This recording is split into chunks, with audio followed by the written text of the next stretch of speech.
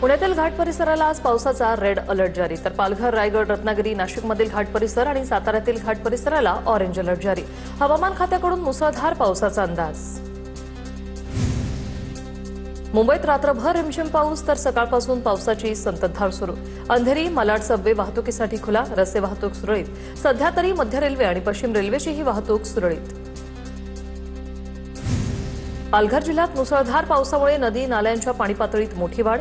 डहाणूच्या कासा गावात पाण्यात अडकलेल्या एका कुटुंबातील चौघांची सुखरूप सुटका.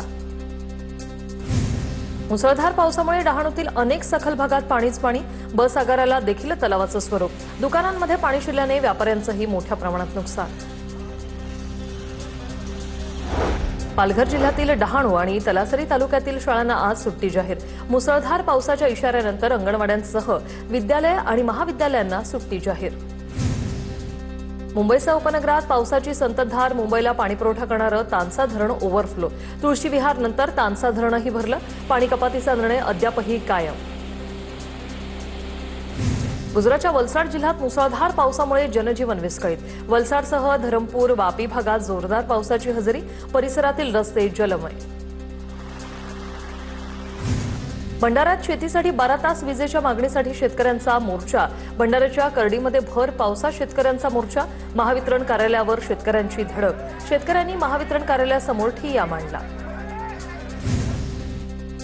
रायगडच्या महाड परिसरात ढगफुटी सदृश्य पाऊस. अवघ्या काही तासात शहरातील अनेक सखल भाग जलमय. नागरिकांनी सतर्क राहण्याचे प्रशासनाचे आवाहन.